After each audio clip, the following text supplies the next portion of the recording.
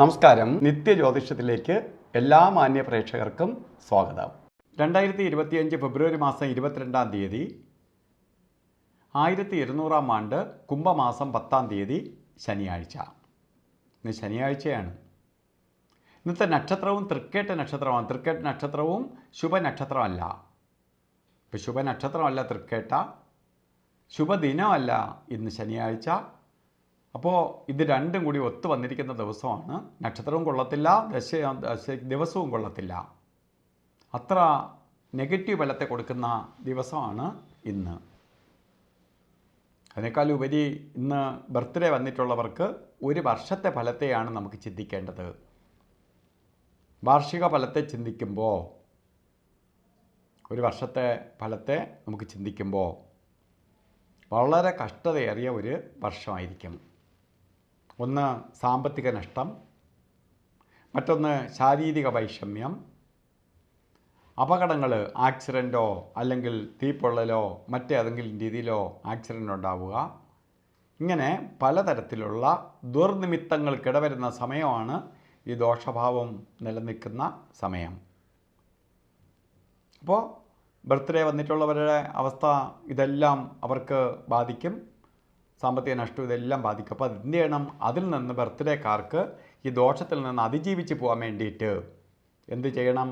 ശനി കവചം, ശനീശ്വര യന്ത്രം, ധനാകർഷണ യന്ത്രവുമായി ചേർത്ത് ദേഹരക്ഷ ധരിക്കണം. ശനിയാഴ്ച ദിവസങ്ങളിൽ നീരാഞ്ജനം കത്തിക്കണം, സൂര്യഭഗവാനെ തൊഴണം. ഇതൊക്കെ ദോഷത്തിൻ്റെ കാഠിന്യം കുറയാൻ സഹായിക്കും. അതുപോലെ തന്നെ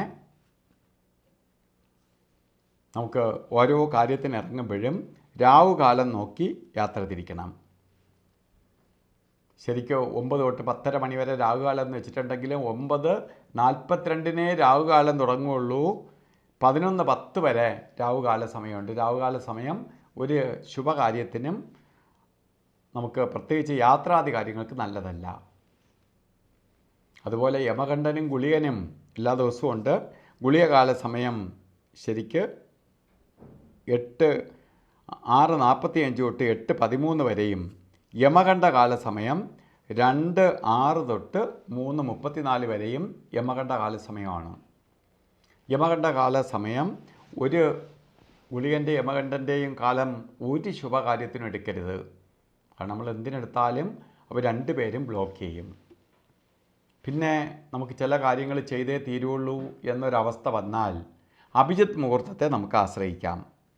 12:14 തൊട്ട് 1 മണി 2 മിനിറ്റ് വരെ അഭിജിത്ത് മുഹൂർത്തത്തിൻ്റെ സമയമാണ്. അപ്പോൾ അഭിജിത്ത് മുഹൂർത്തം ദോഷങ്ങളെ കുറച്ച് തരും.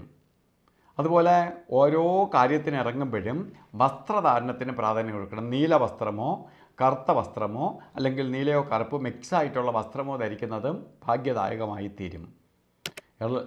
എല്ലാ ആൾക്കാർക്കും നല്ലത് വരട്ടെ എന്ന് പ്രാർത്ഥിച്ചുകൊണ്ട് നിർത്തുന്നു. നന്ദി, നമസ്കാരം.